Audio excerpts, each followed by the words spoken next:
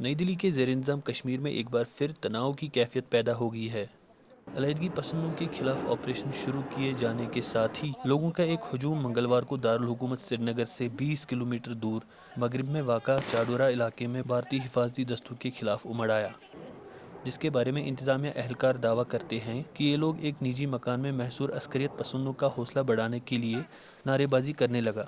انتظامیہ کے مطابق ہجوم نے حفاظتی دستوں پر پتھر پھینکے تاکہ عسکریت پسندوں کو فرار ہونے کا موقع مل سکے۔ حفاظتی دستوں نے ہجوم پر گولیاں اور چھرے چلائے اور آنسو گیس کے گولے داغے۔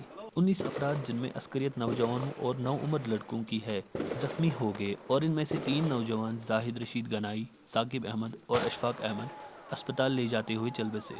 عسکریت پسندوں اور حفاظتی دستوں کے درمیان منگل کو علل صبح شروع ہونے والی جھڑپ 10 گھنٹے تک جاری رہی۔ بالآخر فوج نے مارٹر بموں اور بارودی مواد کا استعمال کرکے 3 منزلہ مکان کو زمین بوس کر دیا، جس میں علیحدگی پسندوں کے چھپے ہونے کی اطلاع تھی۔ سری نگر میں بھارتی فوج کے ترجمان کرنل راجیش کالیا نے VOA کو بتایا کہ مکان کے ملبے سے ایک دہشت گرد کی لاش اور بندوق ملی ہے۔ ہلاک ہونے والے علیحدگی پسند کی شناخت توصیف احمد ماگرے کے طور پر کی گئی ہے۔ نئی دلی کے زیر انتظام کشمیر میں حالیہ ہفتوں میں اس طرح کے واقعات میں کئی شہری جان گنوا بیٹھے ہیں۔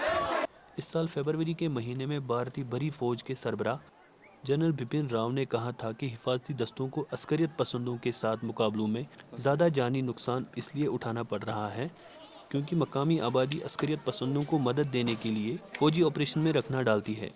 انہوں نے خبردار کیا تھا کہ اگر عام لوگ فوج کے آپریشنوں کے دوران رکنا ڈالنے سے باز نہیں آئے تو ہم انہیں قوم دشمن عناصر سمجھ کر ان کے خلاف سخت کارروائی کریں گے۔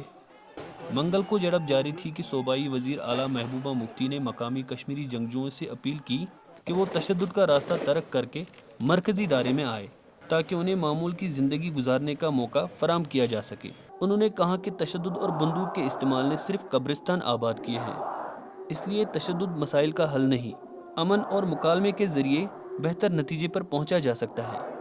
زبیر Dar, Voice of America, Sri Nagar.